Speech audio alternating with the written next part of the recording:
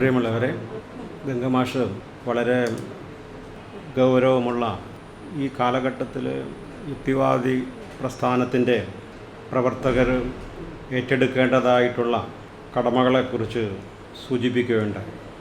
കേരള യുക്തിവാദി സംഘത്തിൻ്റെ ഈ സംസ്ഥാന പഠന ക്യാമ്പ് സമൂഹത്തിൽ ജനങ്ങൾക്കിടയിൽ ഊർജ്ജസ്വലതയോടുകൂടി പ്രവർത്തിക്കാനും അവരുടെ പ്രശ്നങ്ങളിൽ ഇടപെടാനും ഓരോ പ്രവർത്തകർക്കും ആത്മവിശ്വാസവും കരുത്തും നൽകും എന്നാണ് ഞാൻ പ്രതീക്ഷിക്കുന്നത്. അതിന് ഉതകുന്ന രീതിയിലാണ് നിരവധി വിഷയങ്ങൾ ഈ 2 ദിവസമായി ഇവിടെ ചർച്ച ചെയ്യുന്നത്. ഈ സംസ്ഥാന തല പഠന ക്യാമ്പ് ഔപചാരികമായി ഉദ്ഘാടനം ചെയ്തതായി പ്രഖ്യാപിക്കുന്നു.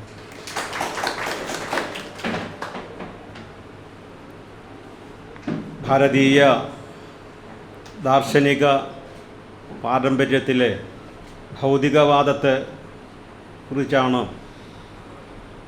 എന്നോട് സംസാരിക്കാനായിട്ട് പറഞ്ഞിട്ടുള്ളത്. ഒരുപാട് വിഷയങ്ങൾ ഇവിടെ ചർച്ച ചെയ്യാൻ ഉണ്ട് എന്നുള്ളത് കൊണ്ട്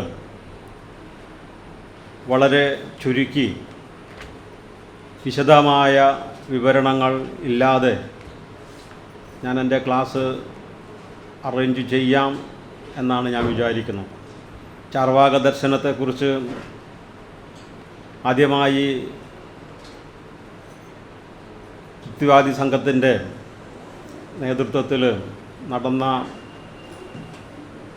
ഒരു ക്യാമ്പിൽ ഞാൻ സംസാരിച്ചത് ഓർക്കുകയാണ്. ആലപ്പുഴ ജില്ലയിലെ അമ്പലപ്പുഴയിൽ വെച്ച് അന്ന് രാജഗോപാൽ വാഗത്താനമാണ് അന്ന് ആ ക്യാമ്പ് സംഘടിപ്പിച്ചത് എന്നാണ് എൻ്റെ മനസ്സിൽ കൃത്യമായിട്ടുള്ളൊരു ഓർമ്മ. ലോകായുധ ദർശനം, ചാർവാക ദർശനം, അത് വളരെ ഗൗരവത്തിൽ പഠിക്കേണ്ട ഒരു വിഷയമാണ്. പ്രത്യേകിച്ചും ഇന്ത്യൻ പാരമ്പര്യത്തെക്കുറിച്ച് തെറ്റായ ഒരുപാട് ധാരണകൾ വളരെ സംഘടിതമായി ആവർത്തിച്ചു കൊണ്ടിരിക്കുന്ന ഒരു കാലഘട്ടത്തിൽ ഭൗതികവാദ സിദ്ധാന്തങ്ങളെക്കുറിച്ച് മാത്രമല്ല, ഗംഗമാഷ് ഇവിടെ സൂചിപ്പിച്ചു, ഇന്ത്യൻ ഭരണഘടന അനുശാസിക്കുന്ന ശാസ്ത്രീയമായ അവബോധം ജനങ്ങളിൽ ഉണ്ടാക്കിയെടുക്കുന്നതിന് വേണ്ടി പ്രവർത്തിക്കണം എന്ന് ആവശ്യപ്പെടുന്ന ഇന്ത്യൻ ഭരണഘടനയെ അടക്കം മാറ്റിവെച്ചുകൊണ്ട് ആ ഭരണഘടന അംഗീകരിച്ചുകൊണ്ട് അധികാരത്തിലേറിയ ഭരണതലവന്മാർ നാട്ടിൽ ആകമാനം അന്ധവിശ്വാസവും അനാചാരങ്ങളും ദുരാചാരങ്ങളും അതുപോലെയുള്ള മനുഷ്യവിരുദ്ധമായ ആശയങ്ങളും പ്രചരിപ്പിക്കുന്നതിൽ മുൻകൈയെടുത്ത് പ്രവർത്തിക്കുന്ന ഒരു കാലഘട്ടം ഒരുപക്ഷെ ഇതിനു മുമ്പ് ഇത്രയും രൂക്ഷമായി നമുക്ക് അഭിമുഖീകരിക്കേണ്ടി വന്നിട്ടില്ല. ചരിത്രത്തെ ആകമാനം തിരസ്കരിക്കുകയും ഭാരതീയമായിട്ടുള്ള പുരാണങ്ങളും ഇതിഹാസങ്ങളും വിവരിക്കുന്നതാണ് യഥാർത്ഥ ചരിത്രമെന്ന് ആവർത്തിച്ച് ജനങ്ങളെ തെറ്റിദ്ധരിപ്പിച്ച്, അതൊരു ഗീബൽസിയൻ തന്ത്രമാണ് നമുക്കറിയാം. കുറേ ആവർത്തിക്കുമ്പോൾ അതുതന്നെയാണ് യാഥാർത്ഥ്യമെന്ന് ജനങ്ങൾ വിശ്വസിക്കുന്ന ഒരവസ്ഥയിലേക്ക് മാറും. ആ അവസ്ഥയിലൂടെയാണ് ഇന്ന് ഇന്ത്യൻ ജനത കടന്നുപോയിക്കൊണ്ടിരിക്കുന്നത്. അതുകൊണ്ട് തന്നെ യുക്തിവാദി പ്രസ്ഥാനത്തിന് ഒരുപാട് കടമകൾ നിർവഹിക്കാനുണ്ട്. ശാസ്ത്രാവബോധം വളർത്തുക, യുക്തിചിന്തയെ അന്യം നിന്ന് പോയിക്കൊണ്ടിരിക്കുന്ന, നമ്മുടെ ജീവിതത്തിൽ നിന്നും അപ്രത്യക്ഷമായി കൊണ്ടിരിക്കുന്ന യുക്തിചിന്തയെ നമ്മുടെ ജീവിതത്തിലേക്ക് പുനരാനയിച്ച് നമ്മുടെ ചിന്തകളുടെ രാജ്യവീഥികളെ പ്രശോഭിപ്പിക്കുന്ന രീതിയിൽ അവയെ മുഖ്യധാരയിലേക്ക് എത്തിക്കേണ്ടതിൻ്റെ ബാധ്യത യുക്തിവാദി പ്രസ്ഥാനത്തിനുണ്ട്. വളരെ സംഘടിതമായി, വളരെ ശക്തമായി കേരളത്തിലടക്കം നമുക്കറിയാം അന്ധവിശ്വാസങ്ങളുടെ പരമമായ ഒരവസ്ഥയിലേക്ക്, മനുഷ്യ കുരുതിയിലേക്ക് അടക്കം കടന്നു നിന്ന ഒരവസ്ഥ വിശേഷം നമ്മുടെ മുമ്പിലുണ്ട്. ആ സമയത്തൊക്കെ കുറേ കൂടി ശക്തമായിട്ട് പ്രതികരിക്കേണ്ടതായിരുന്നു എന്നുള്ളൊരു അഭിപ്രായം കൂടി ആനുഷംഗികമായി ഞാനിവിടെ രേഖപ്പെടുത്താൻ ആഗ്രഹിക്കുകയാണ്. ഇന്ത്യൻ ദർശനങ്ങൾ മാത്രമല്ല, ഇന്ത്യൻ പാരമ്പര്യം ആകമാനം അത് ആത്മീയവാദത്തിൽ, ആശയവാദത്തിൽ അടിസ്ഥാനപ്പെട്ടതാണ് എന്ന ഒരു അതിശക്തമായ പ്രചരണം അത് ഇന്നും അവസാനിച്ചിട്ടില്ല. പുതിയ സർക്കാരിൻ്റെ ഭാഗത്തു നിന്ന് അത് കുറേ കൂടി ശക്തമായി ആവർത്തിച്ചു കൊണ്ടിരിക്കുകയാണ് പല നിലകളിലും.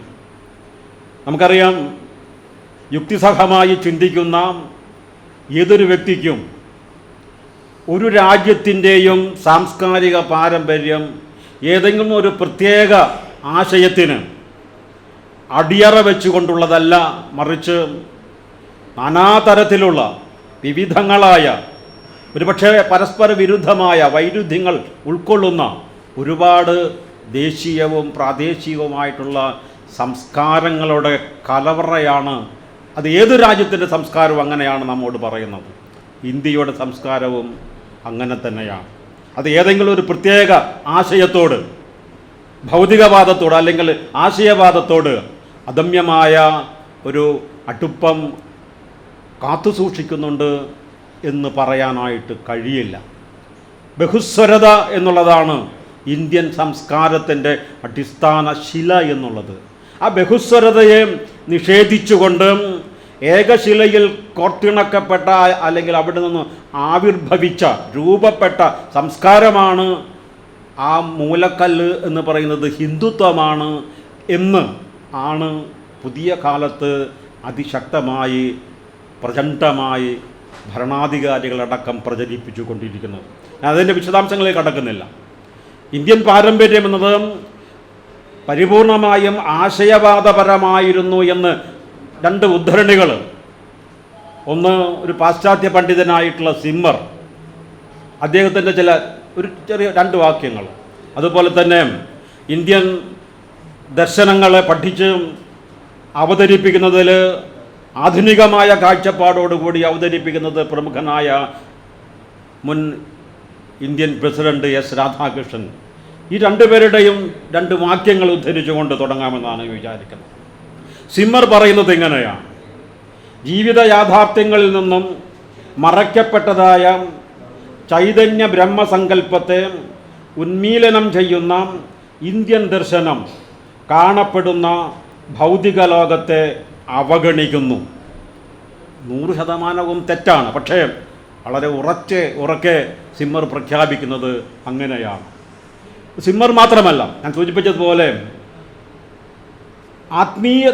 ആധ്യാത്മികതയാണ് ഇന്ത്യൻ തത്വചിന്തയുടെ ആന്തര സ്വഭാവം. കാലത്തിൻ്റെ വിധ്വംസനങ്ങളെയും ചരിത്രത്തിൻ്റെ ആകസ്മിക സംഭവങ്ങളെയും ചെറുത്തു നിൽക്കുവാൻ ഇന്ത്യക്ക് കെൽപ്പ് നൽകിയത് ഇന്ത്യയുടെ തീവ്രമായ ആധ്യാത്മികതയാകുന്നു. ഇന്ത്യയിൽ ജീവിതത്തെ അടക്കി ഭരിക്കുന്നത് ആധ്യാത്മിക പ്രേരണയാകുന്നു. ഈശ്വര സ്വഭാവം, ജീവിതത്തിൻ്റെ ലക്ഷ്യം, ജീവാത്മാക്കൾക്കും പരമാത്മാവിനും തമ്മിലുള്ള ബന്ധം എന്നീ പ്രശ്നങ്ങളെ നിരന്തരം ചർച്ച ചെയ്തു പോന്ന ഒരു പാരമ്പര്യമായിരുന്നു ഭാരതീയ മനസ്സിൻ്റേത്. എസ് രാധാകൃഷ്ണൻ പറയുന്നതാണ് ഭാരതീയ ദർശനം എന്ന കൃതിയിൽ. ഈ രണ്ട് പ്രസ്താവനകളും വസ്തുതാപരമല്ല എന്നാണ് ആദ്യമേ രേഖപ്പെടുത്താനുള്ളത്. രണ്ടും വളരെ തെറ്റിദ്ധാരണ പരത്തുന്നതാണ്. ഞാൻ മുമ്പ് സൂചിപ്പിച്ചതുപോലെ ഇന്ത്യയുടെ എന്നല്ല ഒരു രാജ്യത്തിൻ്റെയും ചരിത്രത്തിൽ, അത് ദർശനമാകട്ടെ, ചരിത്രമാകട്ടെ, മറ്റേത് വിഭാഗത്തിൽപ്പെട്ട ഏത് വൈജ്ഞാനിക മേഖലയാകട്ടെ, ഏതെങ്കിലും ഒരു പ്രത്യേക രീതിയോട് മാത്രം ആഭിമുഖ്യം പുലർത്തുന്നതായി നമുക്ക് കാണാനായിട്ട് കഴിയില്ല. വൈവിധ്യങ്ങളും ബഹുസ്വരതയുമാണ് മിക്കവാറും എല്ലാ ലോകത്തെ സാംസ്കാരിക ചരിത്രം നമ്മോട് പറയുന്നത്. ഇന്ത്യയുടെ ചരിത്രവും അതുതന്നെയാണ്. ഈശ്വരചിന്ത, അതാണ് ഇന്ത്യൻ ദർശനങ്ങളുടെ, ഇന്ത്യൻ പാരമ്പര്യത്തെ ചടുലമാക്കിയത് എന്ന് രാധാകൃഷ്ണൻ പറയുമ്പോൾ നാം അത്ഭുതപ്പെട്ടു പോകുന്നതും, അറിയപ്പെടുന്ന ഇന്ത്യൻ പാരമ്പര്യത്തിലെ ദർശനങ്ങളെല്ലാം തന്നെ 9 ദർശനങ്ങളെയാണ് സാധാരണയായിട്ട് നാം മുഖ്യധാരയിൽ കാണുന്നത്. ആ സാഖ്യം, യോഗം, വൈശേഷികം, ന്യായം, മീമാംസ, വേദാന്തം എന്നിങ്ങനെ 6 ആസ്തിക ദർശനങ്ങളും, ചാർവാകം, ബൗദ്ധം, ജൈനം എന്നിങ്ങനെ 3 നാസ്തിക ദർശനങ്ങളും, ഇങ്ങനെ ആകെ 9 ദാർശനിക ശാഖകളാണ് ഇന്ത്യൻ പാരമ്പര്യത്തിൽ മുഖ്യധാരയിൽ വർത്തിക്കുന്നത്. അതുകൂടാതെ മറ്റൊരുപാട് ചെറിയ ചെറിയ ദാർശനിക ശാഖകളുണ്ട്, ഞാൻ അങ്ങോട്ട് കടക്കുന്നില്ല. ഈ പ്രമുഖമായ 9 ദാർശനിക ശാഖകളിലും കൃത്യമായി ഈശ്വരൻ എന്ന പദം ഉപയോഗിച്ചുകൊണ്ട്, ഈശ്വരൻ എന്ന പദത്തിൻ്റെ നിർവചനം നൽകിക്കൊണ്ട് വിശദീകരിക്കുന്ന ഒരേ ഒരു ദർശനമേയുള്ളൂ, അത് യോഗ ദർശനമാണ്. മറ്റെല്ലാ ദർശനങ്ങളും ആസ്തികമാകട്ടെ നാസ്തികമാകട്ടെ അതിൻ്റെ ആരംഭദശയിൽ അത് പരിപൂർണമായും നിരീശ്വരവാദപരമായിരുന്നു. ഗംഗമാഷ് ഇവിടെ സൂചിപ്പിച്ചു സാഖ്യദർശനത്തെക്കുറിച്ച്. സാഖ്യദർശനം മാത്രമല്ല, ഭൗതികവാദം എന്ന് നമുക്ക് പറയാവുന്ന ഒരുപാട് ഘടകങ്ങൾ ഉൾക്കൊള്ളുന്നതാണ് സാഖ്യദർശനം. സാഖ്യദർശനം മാത്രമല്ല, ന്യായദർശനവും മീമാംസാ ദർശനവും, എന്തിന് വേദാന്ത ദർശനം പോലും, ശങ്കരൻ്റെ അദ്വൈത വേദാന്തം പോലും നിരീശ്വരവാദപരമായിരുന്നു എന്ന് നമുക്ക് സൂക്ഷ്മമായ പഠനത്തിലൂടെ തിരിച്ചറിയാൻ കഴിയുന്നു എന്നുള്ളതാണ് അതിൻ്റെ പ്രത്യേകത. സാഖ്യന്മാർ ഈ പ്രപഞ്ചത്തിൻ്റെ സൃഷ്ടിയുമായി ബന്ധപ്പെട്ട് വ്യാഖ്യാനിക്കുമ്പോൾ ഒരു ഈശ്വരനെയും കൂട്ടുപിടിക്കുന്നില്ല, മറിച്ച് അത് പ്രകൃതിയും പുരുഷനും തമ്മിലുള്ള സംയോഗത്തിലൂടെയാണ് ഈ പ്രപഞ്ചത്തിൻ്റെ ആവിർഭാവം, ഈ പ്രപഞ്ചത്തിലെ പ്രതിഭാസങ്ങളുടെ ആവിർഭാവം എന്നീ തരത്തിലാണ് അതിൻ്റെ വ്യാഖ്യാനം. അതിനൊന്നും വിശദാംശങ്ങൾ ഞാൻ കടക്കുന്നില്ല. ന്യായവൈശേഷികന്മാർ പറയുന്നത് അണുവാണ്, പരമാണുവാണ്. പരമാണു അണുവായും പിന്നെ വീണ്ടും വീണ്ടും കൂടിച്ചേർന്നുകൊണ്ട് പലതായി രൂപപ്പെടുന്നു എന്നുള്ള അണുസിദ്ധാന്തം ഇന്ത്യൻ ദാർശനിക പാരമ്പര്യം, അതാണ് പ്രപഞ്ചത്തിൻ്റെ ആവിർഭാവത്തിന് അടിസ്ഥാന ഘടകം എന്ന് ഉദ്ഘോഷിക്കുന്നവരാണ് ന്യായവൈശേഷികന്മാർ എന്ന് പറയുന്നത്. മീമാംസകന്മാർ എന്ന് പറയുന്ന വിഭാഗം യജ്ഞമാണ് പരമപ്രധാനം, ഈശ്വരനല്ല, നിരീശ്വരവാദപരമാണ്. അപ്പോൾ യജ്ഞം, നാം എന്താണോ ആഗ്രഹിക്കുന്നത് ആ ആഗ്രഹത്തിൻ്റെ പൂർത്തീകരണത്തിന് വേണ്ടി അതിനനുസരിച്ച് യജ്ഞം, യാഗം നിർവഹിക്കുക, അതിൻ്റെ ഫലം നിങ്ങൾക്ക് ഉറപ്പാണ്, അതാണ് പരമപ്രധാനം എന്ന് പ്രഖ്യാപിക്കുന്ന മീമാംസ ദർശനം. ഞാൻ സൂചിപ്പിച്ച വേദാന്ത ദർശനത്തെക്കുറിച്ച്. വേദാന്തം എന്ന് പറയുമ്പം 2-3 ധാരകളുണ്ട്, ഞാൻ അതിലേക്കും കടക്കുന്നില്ല. അതിൽ മുഖ്യമായ ധാര എന്ന് പറഞ്ഞാൽ അദ്വൈത വേദാന്തമാണ്, ശങ്കരൻ്റെ അദ്വൈത വേദാന്തം. ശങ്കരൻ്റെ അദ്വൈത വേദാന്തം പറയുന്നത് ഈശ്വരൻ അല്ലെങ്കിൽ സഗുണബ്രഹ്മം എന്ന ഒരു സങ്കല്പം. 2 ബ്രഹ്മങ്ങളാണ് അദ്ദേഹം സൂചിപ്പിക്കുന്നത്. ഒന്ന് സഗുണബ്രഹ്മം, മറ്റൊന്ന് പാരമാർത്ഥിക തലത്തിലുള്ള മറ്റൊരു നിർഗുണബ്രഹ്മം. ഈ സഗുണബ്രഹ്മമാണ് ഈശ്വരന് തുല്യമായിട്ട് ഉള്ള ഒരു സങ്കല്പമായി രൂപപ്പെടുന്നത്. ഈശ്വരൻ എന്നൊന്നും അദ്ദേഹം അങ്ങനെ സൂചിപ്പിക്കുന്നില്ല. പക്ഷേ പാരമാർത്ഥിക തലം, 3 തലങ്ങൾ അദ്ദേഹം വിഭാവനം ചെയ്യുന്നുണ്ട്. ആ 3 തലങ്ങളിൽ ഏറ്റവും അവസാനത്തെ തലം പാരമാർത്ഥിക തലം.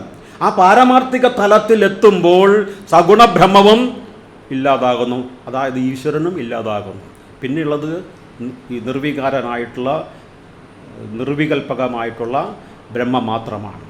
അപ്പോൾ ആ രീതിയിൽ വ്യാഖ്യാനിക്കുമ്പോൾ തീർച്ചയായിട്ടും അദ്വൈത വേദാന്തവും നിരീശ്വരവാദപരമായിരുന്നു എന്ന് നമുക്ക് കണ്ടെത്താനായിട്ട് കഴിയും. അവൈദിക ദർശനങ്ങളെക്കുറിച്ച് ഞാൻ പറയേണ്ട ആവശ്യമില്ല. ബുദ്ധദർശനം പരിപൂർണമായും നിരീശ്വരവാദപരമാണ്. ഈ ലോകത്തിൻ്റെ ഭാഗധേയം നിശ്ചയിക്കുന്ന ചർച്ചകളിൽ ഒരിടത്തും ബുദ്ധൻ ഈശ്വരനെ കൊണ്ടുവരുന്നില്ല എന്നുള്ളതാണ് അതിൻ്റെ പ്രത്യേകത. അതുപോലെ തന്നെ ജൈനദർശനവും ആ രീതിയിൽ തന്നെ, ബുദ്ധനും ജൈനനും സമകാലികരായിരുന്നു എന്ന് നമുക്കറിയാം. അപ്പോൾ അവർ രണ്ടുപേരും അതേ രീതിയിലാണ് ഈ മനുഷ്യ ജീവിതവുമായി ബന്ധപ്പെട്ടുള്ള വ്യാഖ്യാനങ്ങൾ നടത്തുന്നതിനടുത്ത് ഈശ്വരൻ എന്ന് പറയുന്ന പ്രകൃതി അതീതമായ ഒരു ശക്തിയുടെ സ്വാധീനവും അതിൻ്റെ ഫലമായിട്ടാണ് ഈശ്വരൻ എങ്ങനെയാണോ ചിന്തിക്കുന്നത് അതുപോലെയാണ് എല്ലാ കാര്യങ്ങളും നടക്കുകയുള്ളൂ എന്ന ഈശ്വര വിശ്വാസിയുടെ ആ ചിന്തയെ മറികടന്നുകൊണ്ട് തങ്ങളുടെ ചിന്തയുടെ നാലയലത്ത് പോലും ഈശ്വരൻ അടുപ്പിക്കാത്ത ദർശനമായിരുന്നു ജൈനദർശനവും ബൗദ്ധദർശനവും. ചാർവാക ദർശനത്തെക്കുറിച്ച് ഞാൻ പറയേണ്ടത്, ഞാൻ ചാർവാക ദർശനത്തെക്കുറിച്ചാണ് കൂടുതൽ സമയം എടുക്കാൻ പോകുന്നത്. അത് പരിപൂർണമായും ഭൗതികവാദപരമായ ദർശനമാണ്. ഞാൻ സൂചിപ്പിക്കുന്നത് ഇന്ത്യൻ ദാർശനിക ധാരകളിലെ 9 മുഖ്യ ദാർശനിക ധാരകളിൽ 7 പരിപൂർണമായും 1 ഭാഗികമായും നിരീശ്വരവാദപരമായിരുന്നു. ഒരേ ഒരു ദർശനം, യോഗദർശനം മാത്രമാണ് ഈശ്വര എന്ന പദത്തെ ഉപയോഗപ്പെടുത്തിക്കൊണ്ടുള്ള തങ്ങളുടെ വ്യാഖ്യാനത്തിന് മുതിരുന്നത്.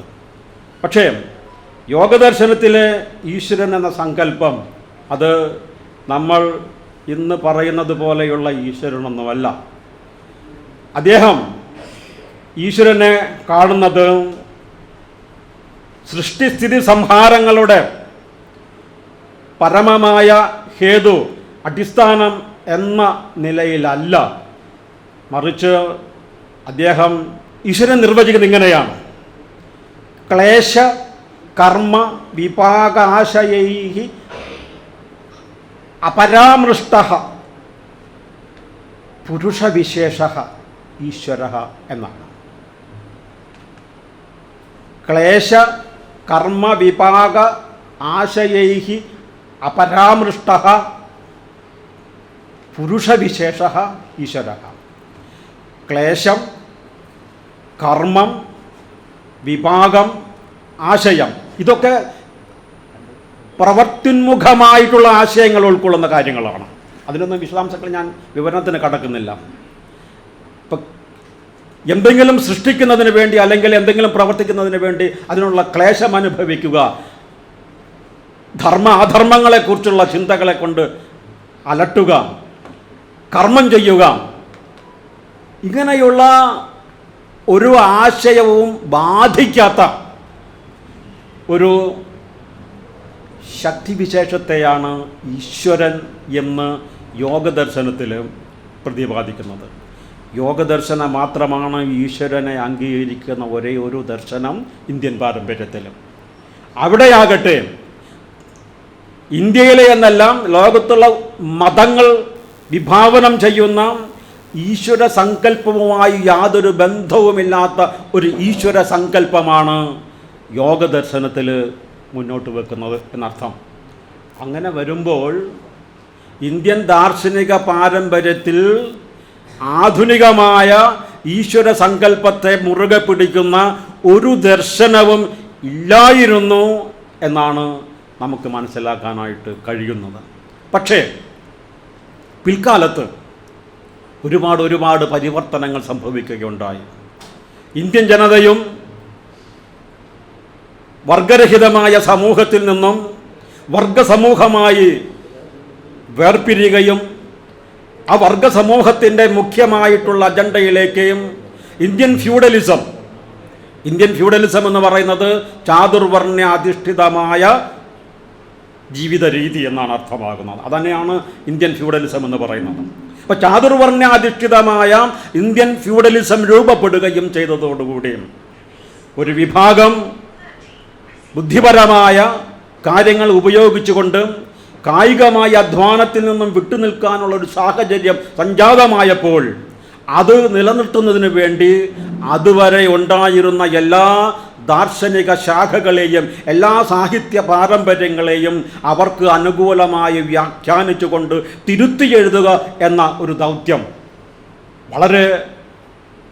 ഗൗരവത്തിലേറ്റെടുക്കുകയും സഫലമായി അത് പ്രാവർത്തികമാക്കുകയും ചെയ്തു. അതിൻ്റെ ഫലമായിട്ടാണ് ഇന്ന് നമുക്ക് ലഭ്യമായിട്ടുള്ള മിക്കവാറും മുഴുവൻ സംസ്കൃത സാഹിത്യ പാരമ്പര്യവും ഇന്ന് നമുക്ക് കണ്ടെത്താനായിട്ട് കഴിയും. ഏത് പുരാണമായിക്കൊള്ളട്ടെ, ഏത് ഇതിഹാസമായിക്കൊള്ളട്ടെ, ഇപ്പോൾ രാമായണമായാലും മഹാഭാരതമായാലും മറ്റ് ദാർശനിക കൃതികളായാലും സാഹിത്യ കൃതികളായാലും എല്ലാം ആത്യന്തികമായി ഒരേ ഒരു ലക്ഷ്യത്തിന് വേണ്ടി എഴുതപ്പെട്ട അതുപോലെയാണ് നമ്മുടെ മുമ്പിലേക്ക് ഇന്ന് കടന്നു വരുന്നത്. ആ ലക്ഷ്യമെന്ന് പറയുന്നത് ബ്രാഹ്മണ മേധാവിത്വം അരക്കിട്ട് ഉറപ്പിക്കുക എന്നുള്ളതാണ്. ചാതുർവർണ്ണ്യം അരക്കിട്ടുറപ്പിക്കുക എന്നുള്ളതാണ്. ചാതുർവർണ്ണത്തിൻ്റെ നീതിശാസ്ത്രം, ധാർമ്മികത, ആ ധാർമ്മികത വ്യാപകമായി ജനങ്ങൾക്കിടയിൽ പ്രചരിപ്പിക്കുക എന്ന ദൗത്യമാണ് ഇന്ത്യൻ പുരാണങ്ങളും ഇതിഹാസങ്ങളും സാഹിത്യകൃതികളും ഒരു പരിധിവരെ ദാർശനിക സാഹിത്യവും നിറവേറ്റാൻ ശ്രമിച്ചിട്ടുള്ളത്. അതുകൊണ്ട് തന്നെയാണ് ഇന്ത്യയിൽ ചാതുർവർണ്ണ്യ വ്യവസ്ഥിതി അഭംഗുരം എന്ന് തന്നെ പറയട്ടെ, ഒരു തടസ്സവുമില്ലാതെ നൂറ്റാണ്ടുകളായിട്ട് നിലനിന്നത് എന്നും നമുക്കറിയാം. അടിസ്ഥാന വിഭാഗമായ ശൂദ്രർക്ക് അപ്പുറമുള്ള ചണ്ടാളാദികളായിട്ടുള്ള അസ്പൃശ്യരായിട്ടുള്ള ജനവിഭാഗങ്ങൾക്കും വിദ്യ നിഷേധിക്കുകയും അറിവ് നിഷേധിക്കുകയും, പക്ഷേ അവർക്കിടയിലൂടെ ഈ ആശയങ്ങൾ പ്രചരിപ്പിക്കേണ്ടതിൻ്റെ ആവശ്യം ഊന്നിയപ്പോൾ അവർ പുരാണങ്ങൾ എഴുതുകയും, വേദം ശൂദ്രന് നിഷിദ്ധമാണ്, പക്ഷേ ശൂദ്രന് പുരാണങ്ങൾ വായിക്കാം, പുരാണങ്ങൾ പഠിക്കാം, അതിനുള്ള സൗകര്യം ഒരുക്കിയെടുത്തുകൊണ്ട് ആ സൗകര്യത്തിലൂടെ, പുരാണങ്ങളിലൂടെ, ഇതിഹാസങ്ങളിലൂടെ ചാതുർവർണ്ണത്തിൻ്റെതായിട്ടുള്ള മൂല്യവിചാരങ്ങളെ സാധാരണക്കാരായ ജനവിഭാഗങ്ങളിലേക്ക് അടിച്ചേൽപ്പിക്കുവാനായിട്ട് അവർ വളരെ സാർത്ഥകമായ പരിശ്രമം നടത്തി. അതിൻ്റെ ഫലമായിട്ടാണ് ഇന്ന് പല ദാർശനിക കൃതികളും, ഇപ്പോൾ ഞാൻ മുമ്പ് സൂചിപ്പിച്ചു, നിരീശ്വരവാദപരമായിട്ട് ആരംഭിച്ച ദാർശനിക പദ്ധതികളിലേക്ക് അടക്കം ഈശ്വരനെ തിരുകി കയറ്റിക്കൊണ്ട് ചില വ്യാഖ്യാനങ്ങൾ എഴുതുകയുണ്ടായി. ഉദാഹരണത്തിന് ഒരു ഉദാഹരണം പറയാം. ന്യായവൈശേഷിക ദർശനങ്ങളിലും ഞാൻ മുമ്പ് സൂചിപ്പിച്ചു, അത് അണുസിദ്ധാന്തത്തിൽ അടിസ്ഥാനമായ ദർശനമാണ്, പ്രമാണങ്ങളിൽ അധിഷ്ഠാനമായ ദർശനമാണ്. ആ ദർശനത്തിൽ ഈശ്വരന് ഒരു സ്ഥാനവുമില്ല. പക്ഷേ ഈശ്വരന് സ്ഥാനമില്ലാതിരുന്ന ന്യായവൈശേഷികമെന്ന ആ വളരെ പ്രധാനപ്പെട്ട ദാർശനിക ശാഖ ഒരു ഘട്ടമെത്തിയപ്പോൾ 10-ാം നൂറ്റാണ്ടിന് ശേഷം അതിൽ ഉദയനൻ എന്ന് പറയുന്ന ഒരു ആചാര്യൻ രംഗത്ത് വരുന്നു. ഉദയനൻ മാത്രമല്ല, ആദ്യകാലത്ത് ഓരോ ദാർശനിക കൃതികളുടെയും മൂല സ്രോതസ്സായി കണ്ടിരുന്ന സൂത്രങ്ങൾ, ആ സൂത്രങ്ങൾ എഴുതിയ അതിൻ്റെ ഫൗണ്ടറായിട്ടുള്ള അതിനെ സ്ഥാപിച്ച ആ സ്ഥാപക ആചാര്യന്മാരുടെ കൃതികൾക്ക് ഭാഷ്യം രചിച്ചുകൊണ്ടാണ് മിക്കവാറും ഒരു ദാർശനിക പദ്ധതികളുടെയും ആധികാരികമായ ആ ആദ്യ കൃതി നമുക്ക് ലഭ്യമല്ല. നമുക്ക് ലഭ്യമാകുന്നത് അതിനെ അടിസ്ഥാനപ്പെടുത്തി പിൽക്കാലത്തുണ്ടായിട്ടുള്ള വ്യാഖ്യാതാക്കൾ എഴുതിയ വ്യാഖ്യാന ഗ്രന്ഥങ്ങളാണ്. ഈ വ്യാഖ്യാതാക്കളിൽ ബഹുഭൂരിപക്ഷവും അദ്വൈത വേദാന്തികളായിരുന്നു എന്നുള്ളതാണ് പ്രത്യേകത.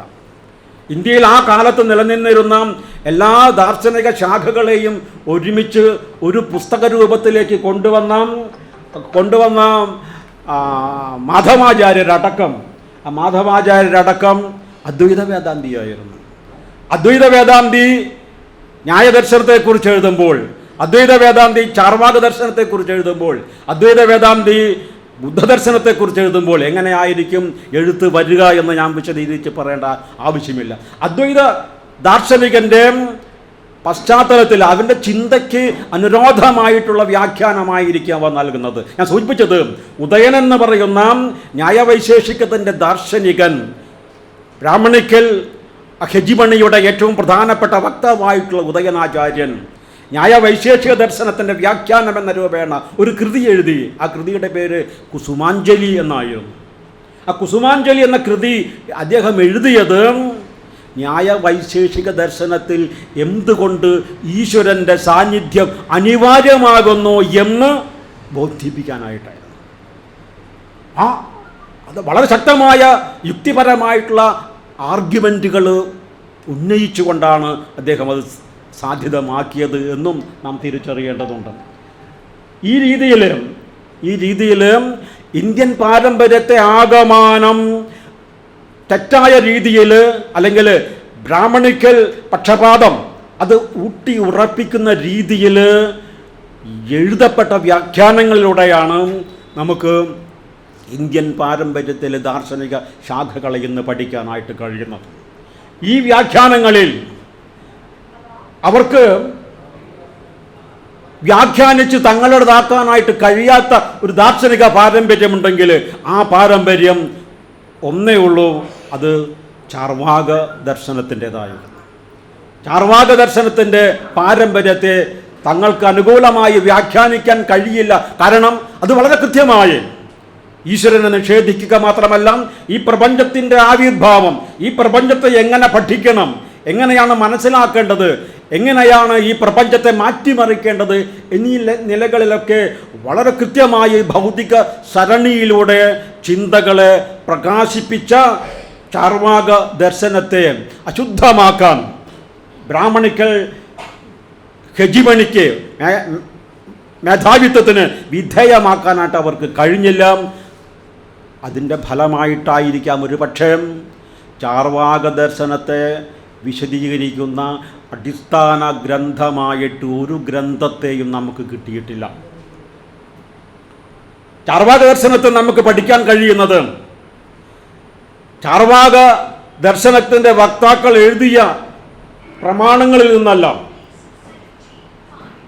അവരുടെ ആശയങ്ങളിൽ നിന്നല്ല, മറിച്ച് ഞാൻ മുമ്പ് സൂചിപ്പിച്ചതുപോലെ വേദാന്തമടക്കം, അദ്വൈത വേദാന്തമടക്കം മുഖ്യധാരയിൽ മുഖ്യ ദർശനമായി അംഗീകരിക്കുന്ന ശത്രുക്കൾ, ചാർവാകന്മാരുടെ ശത്രുക്കൾ, അവർ എഴുതിയുണ്ടാക്കിയ പൂർവപക്ഷം എന്ന് പറയുന്ന ഒരു വാദഗതിയുണ്ട്, ഒരു വാദരീതിയുണ്ട്.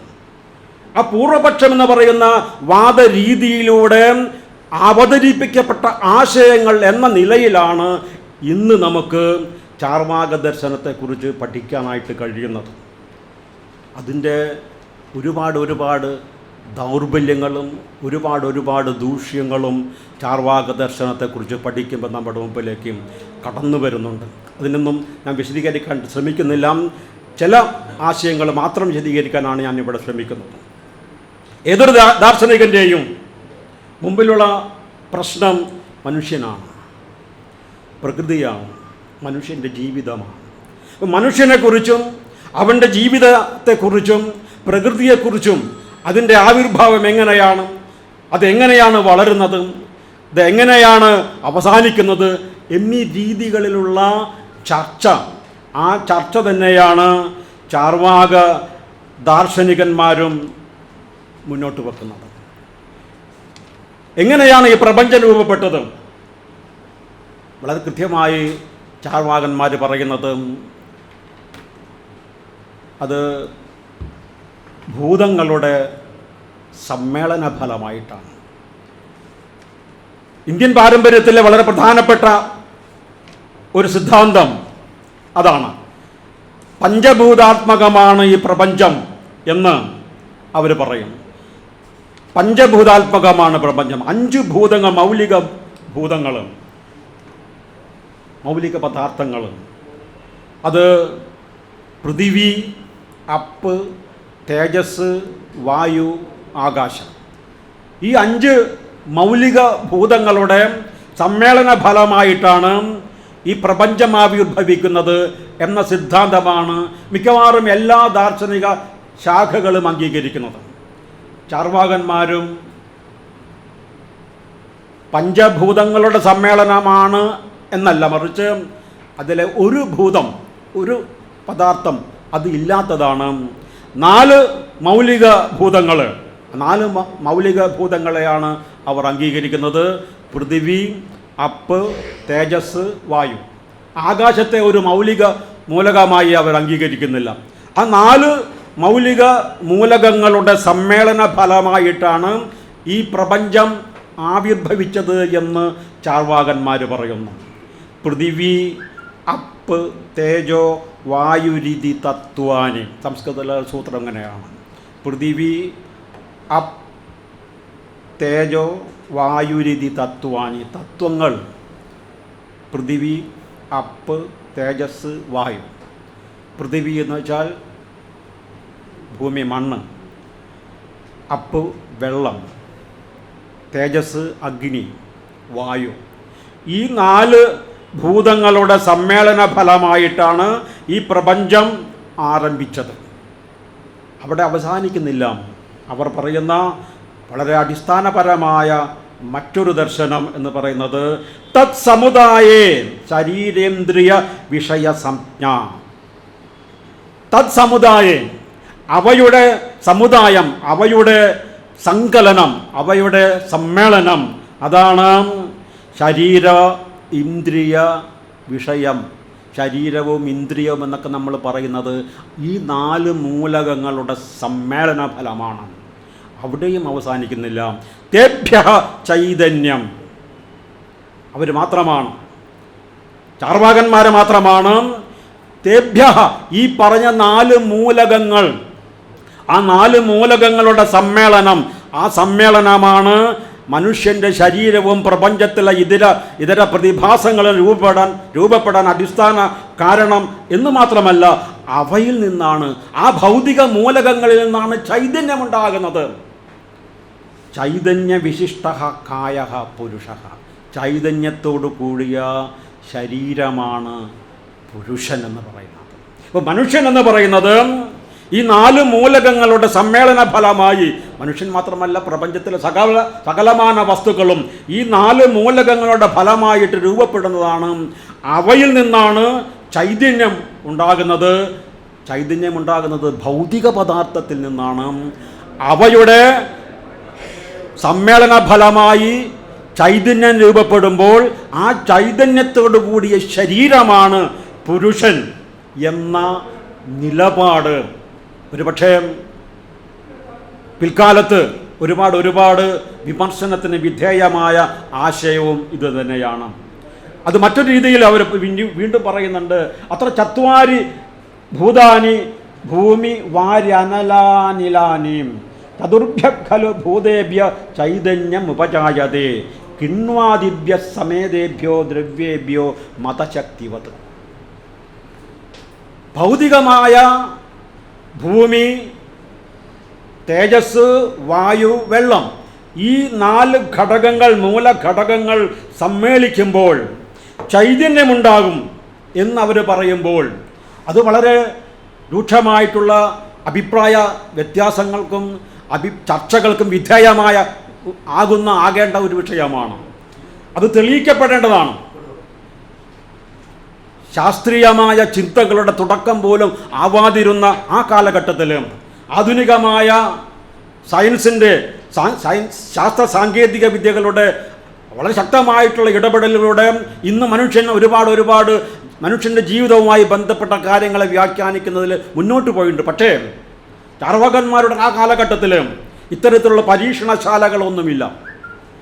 അവൻ്റെ നിരീക്ഷണശാല എന്ന് പറയുന്നത് പ്രകൃതിയാണ്, പ്രപഞ്ചമാണ്. ആ പ്രപഞ്ചത്തിൽ നടക്കുന്ന, പ്രപഞ്ചമാകുന്ന പരീക്ഷണശാലയിൽ നടക്കുന്ന ദൃഷ്ടാന്തങ്ങളെ മുറുകെ പിടിച്ചുകൊണ്ടാണ് അവരുടെ വ്യാഖ്യാനം നടക്കുന്നത്. ഈ 4 മൂലകങ്ങൾ കൂട്ടിച്ചേർത്താൽ ഒരു പ്രത്യേക രീതിയിൽ, ഒരു പ്രത്യേക റേഷ്യോയിൽ കൂട്ടിച്ചേർത്ത് കഴിഞ്ഞാൽ ചൈതന്യവിശിഷ്ടമായ കായം, ശരീരം രൂപപ്പെടും, ചൈതന്യം ആവിർഭവിക്കും എന്ന് വളരെ കട്ടായമായി അവർ പറയുമ്പോൾ എവിടെയാണ് ഉദാഹരണം എന്ന ചോദ്യം സ്വാഭാവികമായിട്ടും ഉയരുകയും അവർ പറഞ്ഞു, ഇതാ കിണ്വാദിഭ്യ സമേതേഭ്യോ ദ്രവ്യേഭ്യോ മതശക്തിവത്. ഞാൻ എൻ്റെ കുട്ടിക്കാലത്തേക്ക് ഓർക്കുകയാണ്. എൻ്റെ കുട്ടിക്കാലത്ത് എൻ്റെ വീട്ടിൽ അടുത്തും ഒക്കെ പറമ്പിൽ ധാരാളം കശുമാവ് ഉണ്ടായിരുന്നു. ഇപ്പോൾ കശുമാവൊന്നും നാട്ടിൽ കാണാനില്ല, കാര്യമായിട്ട് എൻ്റെ നാട്ടിലും കാണുന്നില്ല. ഈ കശുമാവ് വിഷുക്കാലമാകുമ്പോൾ നമുക്കറിയാം, കശുമാങ്ങ ധാരാളമായി ഉണ്ടാക്കുന്ന ഒരു സീസണാണ് വിഷുക്കാലം. വിഷുപ്പഴുപ്പ് എന്നാണ് അച്ഛൻ പറയാറുള്ളത്. അപ്പോൾ ഈ വിഷുക്കാലമാകുമ്പോൾ ഈ കശുമാങ്ങ മൂത്ത് നല്ല പഴുത്ത് എന്താ പോലെ നമുക്ക് വളരെയധികം ആകർഷകമായ രീതിയിലേക്ക് അതിങ്ങനെ കൊലകൊലയായിട്ടുണ്ടാകുന്നൊരു സമയമാണ്. അപ്പോൾ അച്ഛൻ കുട്ടിക്കാലത്ത് ഞങ്ങളെയൊക്കെ കൂട്ടി ഈ കശുമാങ്ങ ശേഖരിക്കാനായിട്ട് പോകാറ്. ആ കശുമാങ്ങ ശേഖരിച്ച് കശുമാങ്ങയുടെ അണ്ടിയും അതിൻ്റെ മാംസളമായ ഭാഗവും വേർതിരിച്ചുകൊണ്ട് ഇടുക. ഞാൻ വിശദീകരിക്കേണ്ട ആവശ്യമില്ലല്ലോ. നമ്മളൊക്കെ കുട്ടിക്കാലത്ത് ആദ്യം ചെയ്യുന്നത് കശുമാങ്ങ കിട്ടിക്കഴിഞ്ഞാൽ വിശപ്പ് മാറ്റാനായിട്ടത് ആദ്യം കഴിക്കുക എന്നുള്ളതാണ്. പക്ഷേ ആ സമയത്ത് അച്ഛൻ അത് സമ്മതിക്കാറില്ല. ഈ കശുമാങ്ങയെല്ലാം കൂട്ടി വീട്ടിലേക്ക് കൊണ്ടുവന്ന് അവിടെ അദ്ദേഹം അത് അണ്ടിയും അതിൻ്റെ ഇതൊക്കെ മാറ്റിയിട്ട് ഈ മാംസളമായ ഭാഗം പിഴിഞ്ഞ് നീരെടുത്ത് അദ്ദേഹം ഒരു കലത്തിൽ വെക്കാറ്. ആ കലത്തിലേക്ക് പിന്നീട് ചക്കര, കരിപ്പെട്ടി ചക്കര എന്ന് പറയുന്ന ഒരു സാധനം ഇപ്പോൾ ഇവിടെ ഒന്നും കിട്ടാനില്ല. എൻ്റെ കുട്ടിക്കാലത്ത് നല്ല കറുത്ത കരിപ്പെട്ടി ചക്കര കിട്ടാറുണ്ട്. അത് കുറച്ച് വാങ്ങിച്ച് അതിലിടും. പിന്നെ നിത്യജീവിതത്തിലെ ഒരു അവിഭാജ്യ ഘടകമായ ഗോതമ്പ്, അത് ദിവസവും വീട്ടിലുള്ള സാധനമാണ്. അത് ഒരു പിടിയെടുത്ത് അത് ചതച്ച് അതിലിടും. പിന്നെ കൈതച്ചക്ക അത് വീട്ടിൽ അടുത്ത് വാങ്ങിച്ചിട്ട് അതിൻ്റെ മാംസളമായ നല്ല ഭാഗം ഞങ്ങൾ കഴിക്കും, ബാക്കിയുള്ള ഭാഗം ചതച്ച് അതിലിടും. അങ്ങനെ അത് കൂട്ടിക്കെട്ടി അവിടെ വെക്കും. കുറച്ച് ദിവസം അതങ്ങനെ അച്ഛൻ എല്ലാ ദിവസവും രാവിലെ ഇങ്ങനെ കുലുക്കി വെക്കാറുണ്ട്. 2-3 ആഴ്ച കഴിയുമ്പോൾ അച്ഛൻ ഞങ്ങളെയും കൂട്ടി വിളിച്ച് അവിടെ ഈ സാധനം പുറത്തെടുത്ത് ഒരു 3 ചട്ടി കലം വെച്ച് ഒരു കലത്തിൽ വെള്ളം തിളപ്പിക്കും, രണ്ടാമത്തെ കല അതിൻ്റെ മുകളിൽ വെക്കും, അതിന് സൈഡിലൊരു ഓട്ടയുണ്ടാകും. അത് ആ ഓട്ടയിൽ ഒരു പാള, കവുങ്ങ്, ഞങ്ങൾ തൃശ്ശൂർക്കാർ പാള കവുങ്ങ് എന്നൊക്കെ പറയുന്ന സാധനം, അത് വിശറി പോലെ രൂപത്തിലാക്കിയിട്ട് അത് അതിൻ്റെ ഉള്ളിൽ വെച്ച് അതിൻ്റെ ആ പൊത്ത് കൂടെ അതിൻ്റെ വാല് പുറത്തേക്ക് കടും. പിന്നെ ആ കലത്തിൻ്റെ മുകളിൽ 3ാമത്തെ ഒരു കലം, ആ കലത്തിൽ വെള്ളം വെക്കും. പിന്നെ അടിയിൽ ചൂടാക്കും. അങ്ങനെ ചൂടാക്കി കുറച്ച് കഴിയുമ്പോൾ ഈ പാളയുടെ പൈപ്പിലൂടെ ഓരോ തുള്ളി തന്നെ പുറത്തേക്ക് വരും. ആ തുള്ളി സാധനം അച്ഛൻ ഒരു കുപ്പിയിൽ ശേഖരിക്കും. ആ ശേഖരിക്കുന്ന സാധനം, ആദ്യം കിട്ടുന്ന സാധനം ശേഖരിച്ച് അദ്ദേഹം അടുപ്പിലേക്ക് എറിയും. പെട്ടെന്ന് ആളി കത്തുന്ന ഇതൊക്കെ നമ്മുടെ മനസ്സിലിങ്ങനെ ഓർമ്മ വരുന്നുണ്ട്. എന്താ സാധനം നിങ്ങൾക്കറിയാം? നല്ല നാടൻ ചാരായം. ചാരായം എന്നല്ല അച്ഛൻ പറയില്ല, അത് വയറ് കടിക്കുക അത്യന്തം ഉത്തമമായ മരുന്നാണെന്നാണ് അച്ഛൻ പറയാറുള്ളത്. അപ്പോൾ ഈ സാധനം ചാർവാകന്മാർ ചൂണ്ടിക്കാണിക്കുന്ന നിദർശനമാണ്.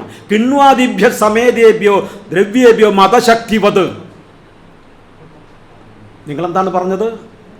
ഭൗതികമായ പദാർത്ഥങ്ങൾ കൂട്ടിച്ചേർത്ത് കഴിഞ്ഞാൽ ചൈതന്യം ഉണ്ടാകുക സാധ്യമാണ് എന്നല്ലേ നിങ്ങൾ പറഞ്ഞത്? സാധ്യമാണ്. നിങ്ങൾ പ്രകൃതിയിലേക്ക് നോക്കുക. എന്താണ് അവിടെ? മതശക്തി എന്ന് പറയുന്ന ഒരു ഗുണമില്ലാത്ത കശുമാങ്ങ കഴിച്ച് ആരെങ്കിലും ലഹരി പിടിച്ച് നടന്നതായിട്ട് ഇല്ല, എൻ്റെ അനുഭവത്തിലില്ല. ഇല്ല. കരിപ്പട്ടി ചക്കര തിന്നിട്ട് മതം പൊട്ടി നടന്ന ആരെങ്കിലും ഉണ്ടോ? ഇല്ല, അതുമില്ല. ഗോതമ്പ് കഴിച്ച് മതം പൊട്ടിയ ഇല്ല, ആർക്കുമില്ല. പക്ഷെ ഈ ചേരുവകളൊന്നും കഴിച്ചാൽ മതശക്തി എന്ന് പറയുന്ന ആ ഒരു മതശക്തി മലയാളത്തിൽ പിന്നെ വേറെ ലഹരി.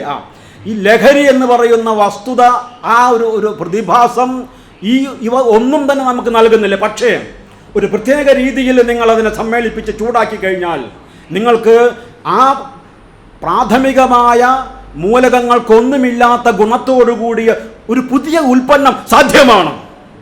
അതാണ് പ്രകൃതിയെ നോക്കിക്കൊണ്ട്, പ്രകൃതിയെ പഠിച്ചുകൊണ്ട് അത് സാധ്യമാണ്. ചൈതന്യം ഈ ഭൗതിക പദാർത്ഥങ്ങളുടെ സമ്മേളന ഫലമായി രൂപപ്പെടാനായിട്ട് അതിലൊരു അതിശയോക്തിയുമില്ല. അത് സാധ്യമാണ്, അത് സത്യമാണ്. നമ്മുടെ മുമ്പിൽ പ്രകൃതി അത് നമുക്ക് കാണിച്ചിരുന്നു. ഒരു ഉദാഹരണം ആണെങ്കിൽ സമ്മതിക്കാം, ഒന്നല്ലോ അല്ല ഇനിയുമുണ്ട് അല്ലേ? ഞാൻ എൻ്റെ കുട്ടിക്കാലത്ത്, ഇപ്പോൾ ഒന്നും ഇല്ല, ഇപ്പോൾ സദ്യ ഒന്നല്ല ഒന്നും കാര്യമായിട്ട് ഇല്ലല്ലോ. അന്ന് പണ്ട് അടിയന്തരായാലും കല്യാണമായാലും അത് കഴിഞ്ഞു കഴിഞ്ഞാൽ പന്തലിൻ്റെ ഒരു മൂലയിൽ ഒരു 2 പാത്രത്തിൽ കുറേ ചുണ്ണാമ്പ്, വെറ്റില, പുകയില, അടയ്ക്ക ഉണ്ടാവാറുണ്ട്. അപ്പുറത്ത് ബീഡിയും സിഗരറ്റൊക്കെ കാണാറുണ്ട്. ഇപ്പം ഒന്നും കാണുന്നില്ല. സദ്യ കഴിഞ്ഞു കഴിഞ്ഞാൽ പിന്നെ വിശദമായിട്ട് ഈ ചുണ്ണാമ്പും അടയ്ക്കയും വെറ്റിലയും പുകയിലയൊക്കെ എടുത്ത് ഞാൻ എൻ്റെ കുട്ടികൾ അതും കുറേ കഴിച്ചിട്ടുള്ളതാണ് അല്ലേ. അത് കഴിച്ച് വായിലിട്ട് ചവച്ച് കഴിഞ്ഞാൽ എന്ത് സംഭവിക്കുന്നു? പുറത്തേക്ക് തുപ്പിക്കഴിഞ്ഞാൽ നല്ല ചുവന്ന ഒരു ദ്രാവകം പുറത്തേക്ക് വരുന്നു. ലഹരി ഉണ്ടാക്കാനായിട്ട് ഉപയോഗിച്ച വസ്തുക്കളിൽ ഒന്നും തന്നെ ലഹരിയില്ല. ഒരു പ്രത്യേക റേഷ്യോയിൽ, ഒരു പ്രത്യേക അനുപാതത്തിൽ അവ കൂട്ടിച്ചേർത്ത് കഴിഞ്ഞാൽ നിങ്ങൾക്ക് നിന്നിട്ട് ചൂടാക്കിയാൽ ഒരു പുതിയ ഉൽപ്പന്നം നിങ്ങൾക്ക് കിട്ടുന്നു. പക്ഷെ നിർബന്ധമാണ് അതിൻ്റെ റേഷ്യോ. കശുമാങ്ങ ഒരുപാടാകാൻ പാടില്ല, കരിപ്പട്ടി ചക്കര ഒരുപാടാകാൻ പാടില്ല. അതുപോലെ അതിൽ ചേർക്കുന്ന ഓരോ വിഭവങ്ങളും അതിനൊരു കൃത്യമായിട്ടുള്ള ഒരു റേഷ്യോ ഉണ്ട്. അതുപോലെ തന്നെയാണ് ഈ മുറുക്കാൻ നമ്മൾ മുറുക്കുന്ന ഇന്നും പലരും മുറുക്കുന്ന ആ ഒരു ഘടകവും. ചുണ്ണാമ്പും വെറ്റിലയും അടക്കയും പുകയിലയും അതൊരു പ്രത്യേക റേഷ്യോയിൽ കൂട്ടിച്ചേർത്ത് ചവച്ചരച്ച് കഴിഞ്ഞാൽ അതിന് 4 ഐറ്റത്തിന് ഇല്ലാത്തതായ, 4 ഘടകങ്ങൾക്ക് ഇല്ലാത്തതായ ഒരു പുതിയ ഉൽപ്പന്നം, ചുവന്ന തുടുത്ത നിറത്തോടു കൂടി ഒരു പുതിയ ഉൽപ്പന്നം സാധ്യമാണ്. വെറ്റില കൂടിക്കഴിഞ്ഞാൽ ചുവപ്പിൻ്റെ അവസ്ഥ മാറും, പരീക്ഷിക്കാവുന്നതാണ്. പുകയില കൂട്ടിക്കഴിഞ്ഞാൽ പിന്നെ തല ഉയർത്താൻ ഒരുപാട് സമയമെടുക്കും. ചുണ്ണാമ്പ് കൂടിക്കഴിഞ്ഞാൽ പിന്നെ ജീവിതത്തിൽ ഒരിക്കലും അത് മുറുക്കൂല അല്ലേ. അടക്ക കൂടിക്കഴിഞ്ഞാൽ അതൊക്കെ ഞാൻ. പക്ഷെ അതിനൊരു പ്രത്യേക റേഷ്യോ ഉണ്ട്. ചാർവാകന്മാർ പറയുന്നത് ആ ഒരു പ്രത്യേക റേഷ്യോ, ആ റേഷ്യോ എന്താണെന്ന് ഒരു പക്ഷേ ഇപ്പം ഞങ്ങൾക്ക് വിശദീകരിക്കാൻ കഴിഞ്ഞു എന്ന് വരില്ല. അതൊക്കെ ശാസ്ത്രത്തിൻ്റെ വികാസഗതിയിൽ രൂപപ്പെടേണ്ട ആശയങ്ങളും അത് അവതരിപ്പിക്കപ്പെടേണ്ട അല്ലെങ്കിൽ സിദ്ധാന്തം അത് തെളിയിക്കപ്പെടേണ്ട ആശയങ്ങളുമാണ്. അതിലേക്ക് കടക്കുന്നില്ല. പക്ഷേ അത് സാധ്യമാണ്. നിങ്ങൾ പറയുന്ന ഭൗതിക വിരുദ്ധരായിട്ടുള്ള ആളുകൾ പറയുന്ന രീതിയിലും ഭൗതിക വസ്തുക്കൾക്ക് ചൈതന്യമുണ്ടാക്കാനായിട്ട് കഴിയില്ല എന്ന വാദഗതി പ്രകൃതിയിലെ പ്രതിഭാസങ്ങളെ മുന്നിൽ നിർത്തിക്കൊണ്ട് സ്ഥാപിക്കുവാനായിട്ട് പ്രകൃതി എന്ന പരീക്ഷണശാലയെ നിരന്തരമായി നിരീക്ഷിച്ചും വളരെ കുശാഗ്രബുദ്ധിയോടുകൂടി പഠിച്ചും ഒരു പുതിയ സിദ്ധാന്തം അവർ ആവിർഭവിക്കുകയാണ്. അതാണ് ചാർവാകന്മാരുടെ ഏറ്റവും പ്രധാനപ്പെട്ട ആശയമായി നമ്മുടെ മുമ്പിലേക്ക് വരുന്ന ഒന്ന്. ചാർവാകന്മാർ മാത്രമല്ല, മിക്കവാറും എല്ലാ ദാർശനികന്മാരും എങ്ങനെയാണ് നാം ജീവിക്കുന്ന പ്രപഞ്ചത്തെ മനുഷ്യരെ പഠിക്കേണ്ടത്, അവനെങ്ങനെയാണ് അറിയേണ്ടത്, അറിയാൻ കഴിയോ ഇല്ലയോ എന്നുള്ളതൊക്കെ ചർച്ചകളൊക്കെ വേറെയുണ്ട്, ഞാൻ അങ്ങോട്ടും കടക്കുന്നില്ല. മുഖ്യമായും 4 പ്രമാണങ്ങളെയാണ് എല്ലാ ദാർശനികന്മാരും മുന്നോട്ട്, 4 അല്ല, ചിലർ 5, 6, 7, 8 ഒക്കെ പ്രമാണങ്ങളെ ഉദ്ധരിക്കാറുണ്ട്. പക്ഷെ ചാർവാകന്മാർ പൂർവപക്ഷം പറയുന്നത് ഒരൊറ്റ പ്രമാണത്തെ അംഗീകരിക്കുന്നുള്ളൂ, അത് പ്രത്യക്ഷ പ്രമാണമാണ്. പ്രത്യക്ഷത്തെ മാത്രമാണ് ചാർവാകന്മാർ അംഗീകരിക്കുന്നത്. മറ്റുള്ള എല്ലാ പ്രമാണങ്ങളെയും, 4 പ്രമാണങ്ങളെ പ്രധാനം പ്രത്യക്ഷം, അനുമാനം, ഉപമാനം, ശബ്ദം. ഈ പ്രത്യക്ഷം ഒഴിച്ചുള്ള അനുമാനമടക്കം നിഷേധിച്ചവരായിരുന്നു ചാർവാകന്മാർ എന്നാണ് പൂർവപക്ഷ രൂപത്തിലുള്ള ആശയവാദഗതി നമ്മുടെ മുന്നോട്ട് വെക്കുന്നത്. അത് വസ്തുതാപരമല്ല എന്ന് പിൽക്കാലത്ത് തെളിയിക്കപ്പെടുകയുണ്ടായി എന്നും ആനുഷംഗികമായി പറയട്ടെ. പക്ഷേ അതൊരു വസ്തുതയാണ്. കാണുന്ന കാര്യങ്ങളാണ് അടിസ്ഥാന പ്രമാണമായി എടുക്കേണ്ടത് എന്ന് ചാർവാകന്മാർ ഊന്നി പറഞ്ഞിരുന്നു. കാരണം ആശയവാദ ദാർശനികന്മാർ കാണാത്ത ലോകത്തെക്കുറിച്ചാണ് പ്രചരിപ്പിക്കുന്നത്. കാണാത്ത ആത്മാവിനെക്കുറിച്ച്, കാണാത്ത സ്വർഗത്തെക്കുറിച്ച്, കാണാത്ത ദൈവത്തെക്കുറിച്ച്, കാണാത്ത നരകത്തെക്കുറിച്ച്, ഇതൊക്കെ ഒരുപാട് അന്ധവിശ്വാസങ്ങൾ ജനങ്ങളിൽ ഊട്ടിയുറപ്പിക്കുന്നതിന് വേണ്ടി, ഇത്തരം വിശ്വാസങ്ങളെയും ആചാരങ്ങളെയും ഊട്ടിയുറപ്പിക്കുന്നതിന് വേണ്ടി അനുമാനമെന്ന് പറയുന്ന ഒരു പ്രമാണത്തെ മുന്നോട്ട് വെക്കുകയും അതിനടിസ്ഥാനപ്പെടുത്തി മരണാനന്തര ജീവിതവുമായി ബന്ധപ്പെട്ട കാര്യങ്ങൾ വിശദീകരിക്കാനായിട്ടുള്ള മുഖ്യ സ്രോതസ്സായി അനുമാനത്തെ ഉപയോഗിക്കുമ്പോൾ അതിനെ അടക്കം നിഷേധിച്ചുകൊണ്ട് മൗലികമായ പ്രമാണം അത് പ്രത്യക്ഷമായിരിക്കണം, പ്രത്യക്ഷം അടിസ്ഥാനമായി അംഗീകരിക്കണം. അതിലൂടെ മാത്രമേ ശരിയായ അറിവ് നമുക്ക് ലഭിക്കുകയുള്ളൂ എന്ന് അവർ ഊന്നി പറഞ്ഞിട്ടുണ്ട്. പക്ഷേ ഞാൻ മുമ്പ് സൂചിപ്പിച്ചതുപോലെ പ്രത്യക്ഷത്തെ മാത്രമല്ല ചാർവാകന്മാർ പ്രമാണമായി അംഗീകരിക്കുന്നത്, അവർ അനുമാനത്തെയും ഒരു പരിധി വരെ അംഗീകരിച്ചിരുന്നു. അതിന് തെളിവായിട്ട് ഇന്ത്യൻ ദാർശനിക ചരിത്രത്തിൻ്റെ രചയിതാവായിട്ടുള്ള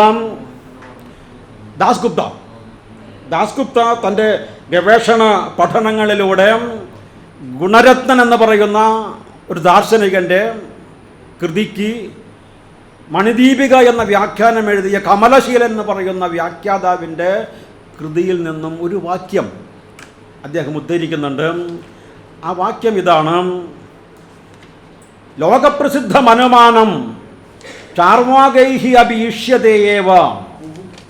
ലോകപ്രസിദ്ധമനുമാനം ചാർവാകൈഹി അഭീഷ്യതയേവ യത്തു കൈശ്ചിത് ലൗകിക മാർഗം അതിക്രമ്യ അനുമാനം ഉച്യതേ തദ് നിഷിധ്യതേ.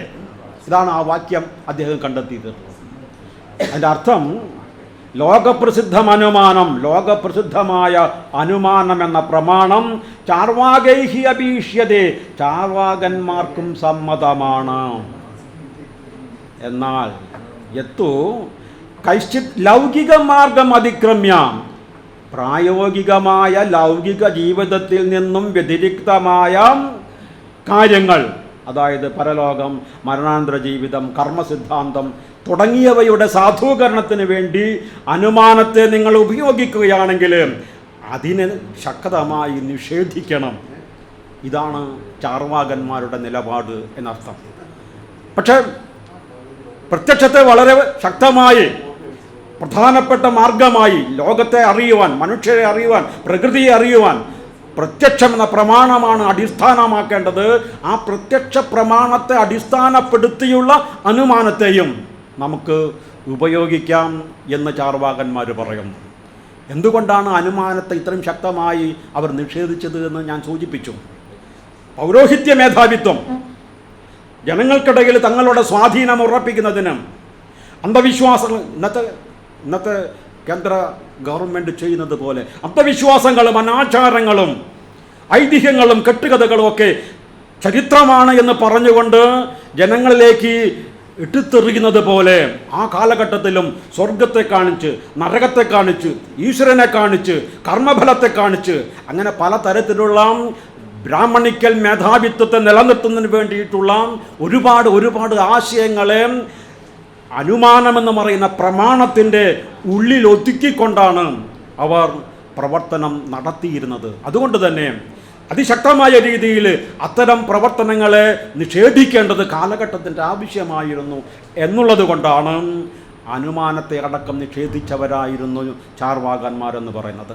അത് ബ്രാഹ്മണരും അല്ലെങ്കിൽ സവർണ മേധാവിത്വവും ജനകീയ പോരാട്ടവും തമ്മിലുള്ള ആ അതിശക്തമായ ഇടപെടലുകളുടെ ഒരു നിദർശനമായിട്ട് ബ്രാഹ്മണ മേധാവിത്വത്തിനെതിരെ സാധാരണക്കാരായ പണിയെടുക്കുന്ന ചാർവാകൻ, ലോകായതൻ എന്നൊക്കെ പറഞ്ഞു കഴിഞ്ഞാൽ പണിയെടുക്കുന്നവർ എന്നുള്ളതാണ് അർത്ഥം. അപ്പോൾ പണിയെടുക്കുന്നവരായിട്ടുള്ള സാധാരണക്കാരായ ജനവിഭാഗങ്ങളുടെ ആശയമായിട്ടാണ് അത്തരം കാര്യങ്ങൾ അവർ മുന്നോട്ട് വച്ചത്. ആ ആശയങ്ങൾ മുന്നോട്ട് വയ്ക്കുമ്പോൾ ജനങ്ങൾക്കെതിരായിട്ടും ജനങ്ങളെ സ്വതന്ത്രരാക്കുക എന്ന ആ അവസ്ഥയെ നിഷേധിച്ചുകൊണ്ട് ജനങ്ങളെ മാനസികമായ അടിമകളാക്കി നിലനിർത്തുന്നതിന് വേണ്ടി ഉപയോഗപ്പെടുത്തുന്ന ചാതുർവർണ്ണത്തിൻ്റെ എല്ലാ ആശയങ്ങളെയും ശക്തമായി നിഷേധിക്കുക ഈ ബ്രാഹ്മണ മേധാവിത്വവും സാധാരണക്കാരും തമ്മിലുള്ള അതിശക്തമായ സമരത്തിൻ്റെ പ്രതിധ്വനികളാണ് ചാർവാക ദർശനത്തിൽ പ്രതിഫലിക്കുന്നത് എന്നർത്ഥം. അതിൻ്റെയും വിശദാംശങ്ങളിലേക്ക് ഞാൻ കടക്കുന്നില്ല. അവിടെ അതിശക്തമായിട്ട് ബ്രാഹ്മണ മേധാവിത്വത്തെ സമൂലം തിരസ്കരിക്കുന്നതിന് വേണ്ടി ജനങ്ങൾക്കിടയിൽ അവർ വിഭാവനം ചെയ്യുന്ന എല്ലാ കർമ്മങ്ങളും മനുഷ്യവിരുദ്ധമാണ് എന്ന് അവർ അവരുടെ ആശയങ്ങളിലൂടെ രേഖപ്പെടുത്തുകയുണ്ടായി. അവരുടെ എഴുതിയ ആശയങ്ങളല്ല, അവരുടേതായ ആശയങ്ങളെന്ന് പറഞ്ഞ് പൂർവപക്ഷമായിട്ട് നമുക്ക് ലഭിക്കുന്ന വരികളിൽ നമുക്ക് കാണാനായിട്ട് കഴിയും. എന്താ വേദപ്രാമാണ്യം? അതൊരു കെട്ടുകഥയാണ്. വേദത്തിനൊരു പ്രമാണവുമില്ല. കാരണം വേദത്തിൽ പരസ്പര വിരുദ്ധമായ ഒരുപാട് ആശയങ്ങളുണ്ട്. ചില പ്രമാണങ്ങളെ ആസ്തികന്മാർ തന്നെ തള്ളിക്കളഞ്ഞിട്ടുണ്ട്, അർത്ഥവാദം എന്നൊക്കെ പറഞ്ഞിട്ട്. ഒരാൾക്ക് മനസ്സിലാകാത്ത ഒരുപാട് പദങ്ങൾ ഉപയോഗിച്ചുകൊണ്ട് പല കാര്യങ്ങളും വേദങ്ങളിൽ കാണുന്നുണ്ട്. ആളുകൾക്ക് മനസ്സിലാകാത്ത കാര്യം മാത്രമല്ല, മനുഷ്യവിരുദ്ധമായ, സ്ത്രീ വിരുദ്ധമായ ഒരുപാട് ആശയങ്ങൾ. ഈ കുതിരയെ കൊല്ലുന്ന ഒരു യാഗമുണ്ട്, അശ്വമേധം, നമുക്കറിയാം. അശ്വമേധ എന്ന് പറയുന്ന യാഗം, അതിൻ്റെ വർണ്ണന ചില കൃതികളിൽ കാണാനായിട്ട് കഴിയും, വൈദിക കൃതികളിൽ. അതിൽ ആ അശ്വമേധം എന്ന് പറയുന്ന യാഗത്തിന് ഫലമുണ്ടാകണമെങ്കിൽ അവർ പറയുന്നത് യാഗത്തിൻ്റെ അവസാനം രാജ്ഞി ഈ കൊല്ലപ്പെട്ട മൃഗത്തിൻ്റെ ലൈംഗിക അവയവം എടുത്ത് സ്വന്തം ലൈംഗിക അവയവത്തിൽ വെക്കണമെന്നുള്ളതാണ്. ചത്ത കുതിരയുമായി സഹശയനം നടത്തണം. ഇത്രമാത്രം മനുഷ്യവിരുദ്ധവും സ്ത്രീ വിരുദ്ധവുമായിട്ടുള്ള ഒരാശയം മനുഷ്യർക്ക് പറയാൻ കഴിയുമോ എന്നാണ് ചാർവാകന്മാർ ചോദിക്കുന്നത്. അതുകൊണ്ട് തന്നെ ഇത്തരം കൃതികളെ, ഇത്തരം ആശയങ്ങളെ മുന്നോട്ട് വയ്ക്കുന്ന കൃതികൾ അതൊക്കെ നിശാചരന്മാർ, ധൂർത്തന്മാർ, തലയ്ക്ക് വെളിവില്ലാത്തവർ അവരൊക്കെ എഴുതിയുണ്ടാക്കിയതാണ്. ബുദ്ധിവിഹീനന്മാരായ ബ്രാഹ്മണന്മാരുടെ, പുരോഹിതന്മാരുടെ ദിവസങ്ങൾ കഴിച്ചു കൂട്ടാനുള്ള ജീവന ഉപാധികൾ മാത്രമാണ് ഇത് എന്ന് വളരെ ശക്തമായിട്ട് അവർ ഉന്നയിക്കുകയുണ്ടായി. പുത്രകാമേഷ്ടി യാഗത്തെക്കുറിച്ച് അവർ പറയുന്നുണ്ട്. പുത്രകാമേഷ്ടി യാഗത്തിൻ്റെ ഫലം 2 തരത്തിലാകാമെന്നാണ് ആസ്തികന്മാർ തന്നെ, വേദം തന്നെ പറയുന്നത്. ഒന്നുകിൽ പുത്രൻ ലഭിക്കും, അല്ലെങ്കിൽ പുത്രൻ ലഭിക്കില്ല. ഇത് പറയാനായിട്ട് ഇപ്പോൾ വേദം വേണമെന്നുള്ളതാണ് ഒരു പ്രശ്നം, എല്ലാവർക്കും അറിയുന്ന കാര്യമാണ്. പക്ഷേ പുത്രൻ ഉണ്ടായിക്കഴിഞ്ഞാൽ അവർ പറയും, ഇതാ ഞങ്ങൾ അന്നേ പറഞ്ഞതല്ലേ, അല്ല കഥയൊന്നും പറയാനല്ല സമയം, ഞങ്ങൾ അന്നേ പറഞ്ഞതല്ലേ പുത്രൻ ഉണ്ടാകുമെന്ന്. ഇതിപ്പോൾ സഫലമായില്ലേ? പുത്രൻ ഇല്ലാതായാലോ, കിട്ടിയില്ലെങ്കിൽ അത് യാഗം ചെയ്തതിലുള്ള ചില കൈപ്പിഴകൾ, ആ കൈപ്പിഴകളാണ് അതിന് കാരണം. കേട്ടിട്ടില്ലേ നിങ്ങൾ?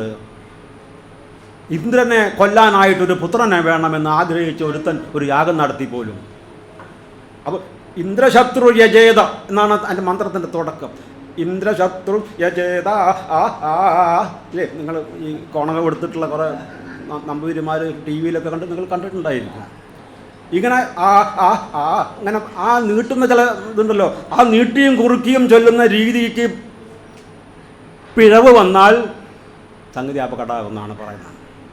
അങ്ങനെ ഇന്ദ്രനെ കൊല്ലുന്ന പുത്രനുണ്ടാകണം എന്ന് പറഞ്ഞ് യാഗം ചെയ്ത ആ യാഗിക്ക് കിട്ടിയത് ഇന്ദ്രനാൽ കൊല്ലപ്പെടുന്ന മകനെ ആയിരുന്നു. അതിന് കാരണം അക്ഷരത്തിൽ വന്ന, സ്ട്രെസ്സിൽ വന്ന, അക്ഷരങ്ങൾ ഉച്ചരിക്കുമ്പോൾ ഉണ്ടാകുന്ന ആ ഒരു സ്ട്രെസ്സുള്ള, ആ സ്ട്രെസ്സിൽ വന്ന മാറ്റമാണ് എന്ന് അവരുടെ വ്യാഖ്യാനം.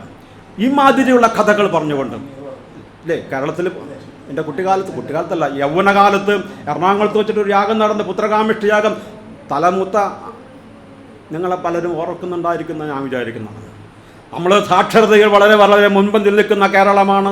നവോത്ഥാന മൂല്യങ്ങളുടെ ഈറ്റില്ലമാണ്. നവോത്ഥാന മൂല്യങ്ങളായി ഇളക്കി മറിച്ച മനസ്സാണ് കേരളത്തിൻ്റെ മനസ്സ് എന്നൊക്കെ പറഞ്ഞ അഭിമാനം അല്ലെ, ചോര തിളക്കണം ഞരമ്പുകളിൽ എന്ന് ഞങ്ങൾ പാടുന്നത് പോലെ ഉള്ള ആ കേരളത്തിൻ്റെ സംസ്കാരം, ആ സംസ്കാരം ഉൾക്കൊണ്ടുകൊണ്ട് എറണാകുളം ജില്ലയിൽ നടത്തപ്പെട്ട പുത്രകാമേഷ്ടി എന്ന് പറയുന്ന യാഗത്തിലും ആയിരക്കണക്കിന് ആളുകളാണ് വലിയ തുക കൊടുത്ത് രജിസ്റ്റർ ചെയ്തത്. അതിന് ഒരു റിപ്പോർട്ട്, ആ യാഗത്തിൽ പങ്കെടുത്ത, എന്തിന് പുത്രനുണ്ടാകണമെന്ന് പറഞ്ഞ് പ്രാർത്ഥിച്ചുകൊണ്ട് യാഗത്തിൽ പങ്കെടുത്ത ഒരുപാട് പേർ ഗർഭപാത്രം നീക്കം ചെയ്ത ദമ്പതിമാരടക്കമുണ്ടായിരുന്നു എന്ന് കേൾക്കുമ്പോഴാണ് കേരളത്തിൻ്റെ ആ സാംസ്കാരികമായ ഉണർവിൻ്റെ മിഥ്യത നമുക്ക് ബോധ്യപ്പെടുന്നത്. കേരളത്തിൽ പോലും ഇതാണ് അവസ്ഥയെങ്കിൽ കേരളത്തിന് പുറത്തുള്ള കാര്യം പറയേണ്ട ആവശ്യമുണ്ടോ? ഇന്ന് ഇന്ത്യയിലെ മിക്കവാറും എല്ലാ സർവകലാശാലകളിലും യജ്ഞപ്പുരകൾ നിർബന്ധമാണ് എന്ന് UGC പറഞ്ഞിരിക്കുകയാണ്. പ്രത്യേകിച്ചും സംസ്കൃത സർവകലാശാലകളിൽ. അതില്ലാത്ത ഒരേ ഒരു സർവകലാശാല ഇന്ത്യയിൽ ശ്രീശങ്കരാചാര്യ സംസ്കൃത സർവകലാശാല മാത്രമാണ്. താമസിയാതെ അവിടെയും യജ്ഞശാല വരും എന്ന് നമുക്ക് ഉറപ്പിക്കാം. കാരണം അങ്ങനെയാണ് കാലം അങ്ങോട്ടാണ് പോയിക്കൊണ്ടിരിക്കുന്നത്. ഞാൻ സൂചിപ്പിക്കുന്നത് ഇത്തരത്തിലുള്ള അന്ധവിശ്വാസങ്ങൾ, ഗർഭപാത്രം നീക്കം ചെയ്യപ്പെട്ട ദമ്പതിമാരടക്കം പുത്രനുണ്ടാകുന്നതിന് വേണ്ടിയിട്ടുള്ള യാഗത്തിൽ അതിന് ആ ആഗ്രഹ പൂർത്തിക്ക് വേണ്ടി പങ്കെടുത്ത ഒരു സംസ്കാരം നമ്മുടെ കേരളത്തിൽ അടക്കമുള്ളപ്പോൾ യജ്ഞത്തിൻ്റെ ആ ശക്തിയെക്കുറിച്ച് ഞാൻ വിശദീകരിക്കേണ്ട ആവശ്യമില്ല. അത്രമാത്രം അന്ധവിശ്വാസപരമായിട്ടുള്ള ആചാരങ്ങൾ ഇന്ത്യയിൽ ആകമാനം ഈ സവർണ മേധാവിത്വത്തെ, ചാതുർവർണ്ണത്തെ നിലനിർത്തുന്നതിന് വേണ്ടി അവർ ഉപയോഗിച്ചിരുന്നു. വളരെ ശക്തമായ രീതിയിലാണ് ചാർവാകന്മാർ അതിനെതിരെ പ്രതികരിച്ചത്. യജ്ഞം, യാഗമെന്ന് പറയുന്നത് ശുദ്ധ അസംബന്ധമാണ്. നിങ്ങൾക്കൊരു ആഗ്രഹമുണ്ടെങ്കിലും ആ ആഗ്രഹത്തെ മുൻനിർത്തി ഒരു യജ്ഞം ചെയ്യണം എന്നാണല്ലോ നിങ്ങൾ പറയുന്നത്. അവർ ചോദിക്കുന്ന ചോദ്യം അതാണ് ഈ യാജ്ഞികരോട്. ഒരു പുത്രൻ്റെ ദൗത്യം എന്താണ്? ഒരു പുത്രൻ്റെ ദൗത്യം എന്ന് പറയുന്നത് അല്ലേ, ഒരു പുത്രൻ്റെ ദൗത്യം എന്ന് പറയുന്നത് പുംനാംന നരകാത് ത്രായതേ ഇതി പുത്ര. ഇതാണ് നമ്മുടെ സ്മൃതി ഇതിഹാസങ്ങൾ മുന്നോട്ട്. പും എന്ന് പറയുന്ന ഒരു നരകമുണ്ട്. ആ നരകത്തിൽ വീഴാതെ അച്ഛനമ്മമാരെ, പിതൃക്കളെ സംരക്ഷിക്കുന്നവൻ ആരാണോ അവനാണ് പുത്രൻ എന്നാണ് ചാർവാകന്മാർ ഉന്നയിച്ചിരിക്കുന്ന ഒരു ചോദ്യം. പശുശ്ചേത് നിഹത സ്വർഗം ജ്യോതിഷ്ഠോമേ ഗമിഷ്യതി സ്വപിതായ ച മാനേന തത്ര കസ്മാന്ന ഹിംസ്യത്തെ. വല്ലാത്തൊരു ചോദ്യമാണ്. ആ കാലഘട്ടത്തിൽ നിങ്ങളെന്താ പറയുന്നത്? യാഗത്തിൽ കൊല്ലപ്പെടുന്ന മൃഗം അത് പാപമല്ല, അങ്ങനെ കൊല്ലപ്പെടുന്ന മൃഗം സ്വർഗത്തിലേക്ക് പോകുമെന്നാണ് നിങ്ങൾ പറയുന്നത്. അങ്ങനെയാണെങ്കിൽ നിങ്ങളൊരു ആകാൻ ആഗ്രഹിക്കുന്നുവെങ്കിൽ നിങ്ങൾ ആദ്യം ചെയ്യേണ്ടത് നിങ്ങളുടെ അച്ഛനമ്മമാരെ യജ്ഞ പശു ആക്കുകയല്ലേ. കാരണം ഒരു പ്രശ്നവുമില്ലാതെ അവർക്ക് സ്വർഗം കിട്ടാനായിട്ടുള്ള ഒരു വഴിയാണ് യാഗത്തിൽ അവരെ കൊല്ലുക എന്നുള്ളത്. പശുശ്ചേ നിഹത പശു ജ്യോതിഷ്ഠോമേ. ജ്യോതിഷ്ഠോമം എന്ന് പറയുന്ന യാഗത്തിൽ കൊല്ലപ്പെടുന്ന മൃഗം സ്വർഗം ഗമിഷ്യതി ചെയ്ത് സ്വർഗത്തിലേക്ക് പോകുന്നതെങ്കിൽ സ്വപിതാ യജമാനേന തത്ര കസ്മാന്ന ഹിംസ്യതേ. സ്വന്തം പിതാവിനെ നിങ്ങൾ എന്തുകൊണ്ട് അവിടെ കൊല്ലുന്നില്ല? ഈ രീതിയിൽ അതിശക്തമായ യജ്ഞവിരുദ്ധമായ, യാഗവിരുദ്ധമായ, ബ്രാഹ്മണിസത്തിനെതിരായിട്ടുള്ള നിലപാടുകൾ കൃത്യമായി എടുത്ത ബ്രാഹ്മണരുടെ വയറ്റിപ്പിഴപ്പിനുള്ള മാർഗമാണ് വേദങ്ങളും സ്വർഗനരകങ്ങളും എന്നൊക്കെ വിളിച്ചു പറഞ്ഞ് ജനങ്ങൾക്കിടയിൽ പരമമായ ലക്ഷ്യമെന്ന് പറയുന്നത് സുഖമാണ്, ആനന്ദമാണ്. ആനന്ദം അനുഭവിക്കാനുള്ള അവകാശം എല്ലാ മനുഷ്യർക്കുമുണ്ട്. സവർണ മേധാവികൾക്ക് മാത്രമല്ല, സാധാരണക്കാരായ ജനവിഭാഗങ്ങൾക്കടക്കം ആനന്ദിക്കാൻ, ആനന്ദം സമ്പാദിക്കാനുള്ള അവകാശമുണ്ട്. അതിനുവേണ്ടി പ്രവർത്തിക്കുകയാണ് വേണ്ടത് എന്ന് അവർ അതിശക്തമായ രീതിയിൽ ഒരുപാട് ഉദാഹരണം നിരത്തിക്കൊണ്ട് അവർ സ്ഥാപിക്കുകയുണ്ടായി. ഒരു കാര്യം കൂടി പറഞ്ഞ് ഞാൻ അവസാനിപ്പിക്കും. ചാർവാകന്മാർ, ഭൗതികവാദികൾ എന്നൊക്കെ പറഞ്ഞ, നിരീശ്വരവാദികൾ എന്നൊക്കെ പറഞ്ഞു കഴിഞ്ഞാൽ പൊതുവെ സമൂഹത്തിലുണ്ടാകുന്ന ഒരു മനോഭാവം, അവർ വിശ്വസിക്കാൻ കൊള്ളാത്തവരാണ്, അവർ തീറ്റിപ്പണ്ടാരങ്ങളാണ്, ധാർമ്മികമായ ഒരു മൂല്യവും കാത്തു സൂക്ഷിക്കാത്തവരാണ്. ബുദ്ധൻ എന്ന് പറയുന്ന ഒരു നിരീശ്വരവാദി വളരെ ധാർമ്മികമായ രീതിയിൽ, ഉയർന്ന രീതിയിൽ ജീവിക്കുകയും ജനങ്ങളെ പഠിപ്പിക്കുകയും ചെയ്ത ഒരു സംസ്കാരത്തിൻ്റെ ഉടമകളാണ് നമ്മൾ ഓർക്കണം. പക്ഷേ അതൊക്കെ നിഷേധിച്ചുകൊണ്ട് നിരീശ്വരവാദികൾ, യുക്തിവാദികൾ എന്ന് പറഞ്ഞു കഴിഞ്ഞാൽ അത് മനുഷ്യവിരുദ്ധരമാണ്. സമൂഹത്തിൽ അവർ മനുഷ്യവിരുദ്ധമായ കാര്യങ്ങൾ നിർവഹിക്കുന്നവരാണ്. അവനവനിസത്തിൻ്റെ വക്താക്കളാണ്. അവരുടെ ലാഭം, അവരുടെ സുഖം, അതല്ലാതെ മറ്റൊന്നും അവർ ആഗ്രഹിക്കുന്നില്ല എന്ന രീതിയിൽ ആണ് ഭൗതികവാദികളെക്കുറിച്ച്, നിരീശ്വരവാദികളെക്കുറിച്ച് സാധാരണയായിട്ട് അന്നും ഇന്നും അങ്ങനെ തന്നെയാണ് എന്നാണ് എൻ്റെ ഒരു പക്ഷം. അങ്ങനെ ഉള്ള ഒരു അവസ്ഥയിൽ ചാർവാകന്മാരുടെ ധാർമ്മിക മൂല്യം എന്ന് പറയുന്നത് ഈ പറഞ്ഞതാണോ? ഒരു ഉദാഹരണം മാത്രമേ ഞാൻ ചൂണ്ടിക്കാണിക്കുള്ളൂ. മഹാഭാരതത്തിൻ്റെ അവസാനം, മഹാഭാരത യുദ്ധം അവസാനിച്ചു. വിജയശ്രീലാളിതനായ യുധിഷ്ഠിരൻ മരണാവശിഷ്ടവരോടുകൂടി നഗരിയിലേക്ക് പ്രവേശിക്കുന്നതാണ് സന്ദർഭം. നൂറുകണക്കിന്, ആയിരക്കണക്കിന് ജനങ്ങൾ, ബ്രാഹ്മണർ അകമ്പടി സേവിച്ചുകൊണ്ട് യുധിഷ്ഠിര മഹാരാജാവ് വിജയിക്കട്ടെ, പല്ലാണ്ട് വാഴുക എന്നും പറഞ്ഞുകൊണ്ട് മുദ്രാവാക്യങ്ങൾ മുഴക്കിക്കൊണ്ട് ഇങ്ങനെ മുന്നേറുകയാണ്. ആ ജാഥ, ജൈത്ര ജാഥ അങ്ങോട്ട് മുന്നോറിക്കൊണ്ടിരിക്കുമ്പോൾ ആ സദസ്സിൽ നിന്ന്, ആ സഭയിൽ നിന്ന് ഒരു വ്യത്യസ്തമായ സ്വരം, ഹേ ധർമ്മപുത്രരെ, ഞാൻ നിന്നെ ശപിക്കുന്നു. സൂചി വീണാൽ പോലും തിരിച്ചറിയുന്ന ഒരു നിശബ്ദത, അപ്രതീക്ഷിതമായ ഒരു അട്ടഹാസം. ധർമ്മപുത്രരെ, ഞാൻ നിന്നെ ശപിക്കുന്നു. എല്ലാ കണ്ണുകളും ആ വ്യക്തിയിലേക്ക്, ആരാണത് പറയുന്നത് എന്ന് നോക്കി. സദസ്സ് തരിച്ചിരിക്കുകയാണ്. ഒരു കൂസലുമില്ലാതെ അയാൾ വിളിച്ചു പറയുകയാണ്, നീ ബന്ധുക്കളെ കൊന്ന രാജാവാണ്, നീ ലോക നിന്ദ്യമായി ഭവിക്കുന്നതാണ്. ഹേ കൗന്ദേയ, നീ എന്തിനു വേണ്ടിയാണ് ബന്ധുക്കളെ കൊന്നത്? എന്തിനു വേണ്ടി ഗുരുക്കന്മാരെ കൊല്ലിച്ചു? ഇനി നീ എന്തിനാണ് ജീവിക്കുന്നത്? നീ ചത്തുപോവുകയാണ് ഉത്തമം. നീ ജീവിച്ചിരുന്നിട്ട് എന്ത് കാര്യം? മഹാരാജാവിൻ്റെ മുഖത്ത് നോക്കി വിജയശ്രീലാളിതനായി തിരിച്ചു വരുന്ന, രാജാധികാരിയായി തിരിച്ചു വരുന്ന യുധിഷ്ഠിരൻ്റെ മുഖത്ത് നോക്കി ഒരുത്തൻ വിളിച്ചു പറയുകയാണ്, നീ മരിച്ചു പോകുന്നതാണ് നല്ലത്, ഞാൻ നിന്നെ ശപിക്കുന്നു. പെട്ടെന്ന് ആ സന്ദർഭം ആകമാനം വല്ലാത്തൊരവസ്ഥയിലായി. എന്താണ് സംഭവിക്കുന്നതെന്ന് ആർക്കും അറിയുന്നില്ല. ബ്രാഹ്മണന്മാർക്ക് അറിയുന്നില്ല, ക്ഷത്രിയന്മാർക്ക് എന്താണ് സംഭവിക്കുന്നതെന്ന് അറിയാത്ത ആ അവസ്ഥയിൽ വളരെ പെട്ടെന്ന് തന്നെ ബ്രാഹ്മണ പുരോഹിതന്മാർ ആ സന്ദർഭത്തിൽ ഉയർന്നു വീണ്ടെടുത്തു. അവർ ഉടനെ പറഞ്ഞു, അല്ലയോ രാജാവേ, അങ്ങ് ഭയപ്പെടരുത്, അവൻ ചാർവാകനാണ്, അവൻ ദുര്യോധനൻ്റെ മിത്രമാണ്. ഇത്രേ പറഞ്ഞുള്ളൂ. അവിടെ കൂടിയിരുന്ന മുഴുവൻ ബ്രാഹ്മണ പുരോഹിതന്മാരും ആ മുദ്രാവാക്യം വിളിച്ചു പറഞ്ഞ, മഹാരാജാവിനെ ശപിച്ച, മനുഷ്യരെ കൊല്ലുന്നത്, ബന്ധുക്കളെ കൊല്ലുന്നത്, അധികാരത്തിന് വേണ്ടി ബന്ധുക്കളെ, ജനങ്ങളെ കൊല്ലുന്നത് അത് പാപമാണ് എന്ന് വിളിച്ചു പറഞ്ഞ, അത് അധാർമികമായ അവസ്ഥയാണ് എന്ന് വിളിച്ചു പറഞ്ഞ, വേറെ ഒരു അപരാധവും അയാൾ ചെയ്തിട്ടില്ല.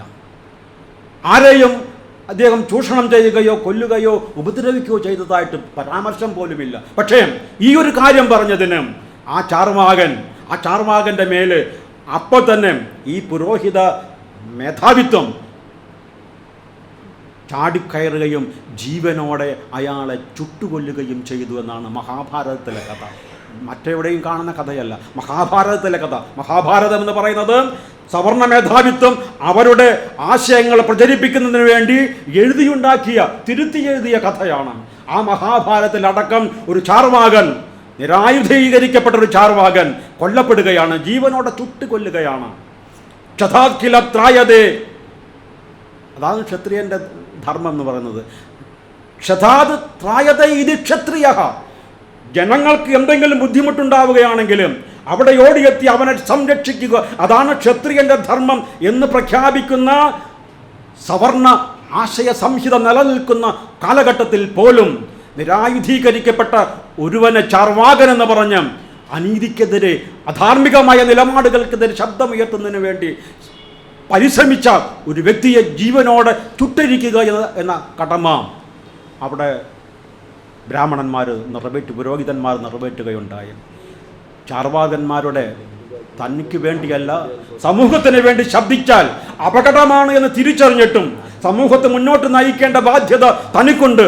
ജനങ്ങളെ തെറ്റായ ധാരണകളിൽ നിന്ന്, തെറ്റായ മാമൂലുകളിൽ നിന്ന്, അന്ധവിശ്വാസങ്ങളിൽ നിന്നൊക്കെ മോചിപ്പിക്കേണ്ട ഉത്തരവാദിത്വം ചാർവാകനെ പോലെയുള്ള, നിരീശ്വരവാദികളെ പോലെയുള്ള യുക്തിബദ്ധമായി ചിന്തിക്കുന്ന സമൂഹത്തിൻ്റെ ഉത്തരവാദിത്തമാണ് എന്ന് തിരിച്ചറിയുന്ന ആ തിരിച്ചറിവിലൂടെ സമൂഹ മധ്യത്തിലേക്ക് ഇറങ്ങേണ്ട ബാധ്യത, ആ ബാധ്യത ഈ പഠനകാമ്പും നമ്മളെ ബോധ്യപ്പെടുത്തുമെന്ന് മാത്രം പറഞ്ഞുകൊണ്ട് ഒരിക്കൽ കൂടി ഈ അവസരം നൽകി നന്ദി പറഞ്ഞുകൊണ്ട് നിർത്തുന്നു. അഭിവാദനം.